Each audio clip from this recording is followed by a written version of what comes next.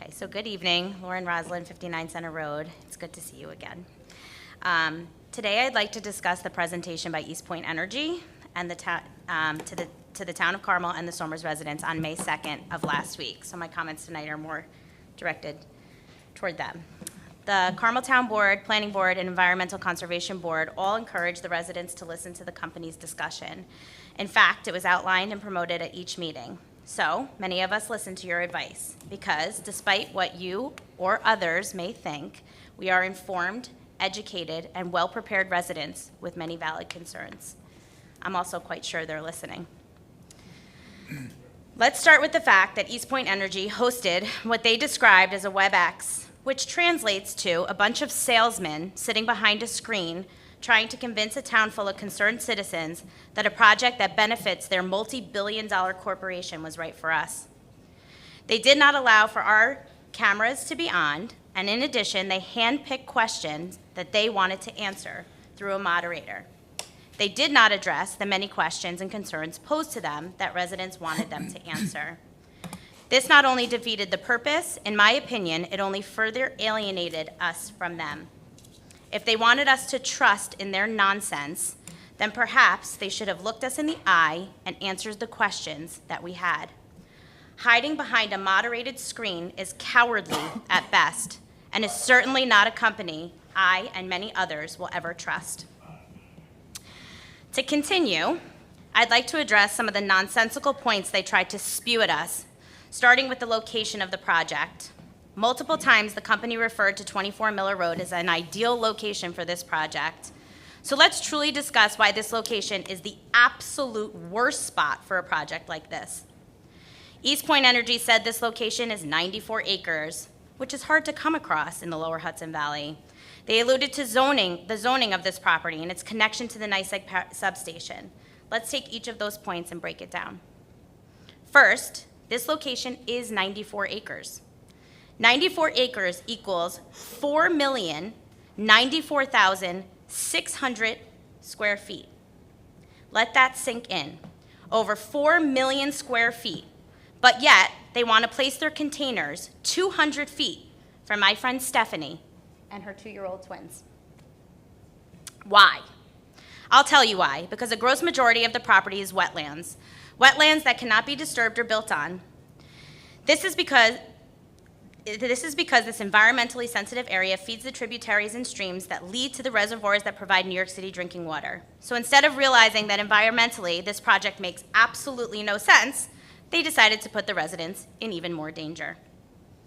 In addition, East Point Energy repeatedly stated that on the northern end, their battery enclosures were 160 feet to the nearest resident, which is 4x the requirement. And on the southern end, 200 feet from the nearest residence, which is 5x the setback requirement that the Town of Carmel Zoning Board approves. According to Section 15610, accessory structures are permitted within 40 feet of a property line. I'm pretty sure no one would debate that code for a shed, a deck, an addition to a home, or even a new residential neighbor or business. When that code is being abused to put containers full of toxic and explosive lithium next to residents, it's time to take note.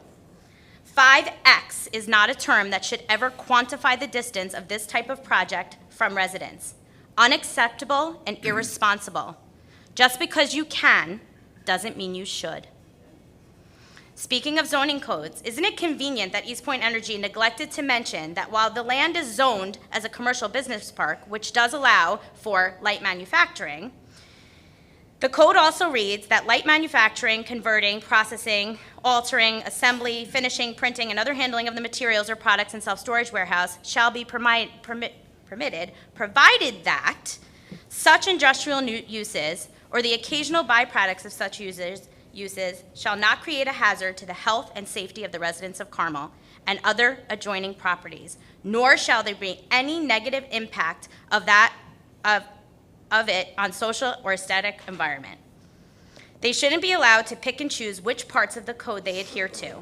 I and many other residents have outlined multiple reasons that this project violates every word of that code. To quickly summarize, these reasons include, but are not limited to, health, safety, environmental concerns, along with depreciated home values. Let's jump to another point that East Point Energy said multiple times. They couldn't be prouder of the tax revenue benefit that this project would bring to our town. They referred to this being hundreds of thousands of dollars a year. They neglected to mention that number, They neglected to mention to the masses that they've applied for a pilot program. For those who don't know, that stands for payment in lieu of taxes. I'm in possession of the record that outlines this tax revenue based on the mill rate of this property with the proposed pilot program. The town stands to make a whopping average of $250,000 a year. Isn't that nice? But let's put it in perspective. I, little old me, pays $25,000 a year to this town. One resident on Center Road, whose neighbors pay close to the same. Is a project with this amount of danger really worth 10 times or 10x the amount from a multi-billion-dollar corporation? Think that through, because you can't use an X multiplier to prove one point and not use it for another. If East Point Energy truly thinks this community will think that dollar amount is worth it, they're dead wrong. My list goes on, but I'm sure I'm approaching my time limit. I'll save some other points for next week. In the meantime, I sure do hope that our town board, our planning board, and our environmental conservation board will suggest that East Point Energy start to listen to us in the same way that you promoted the company's agenda and presentation. Thank you.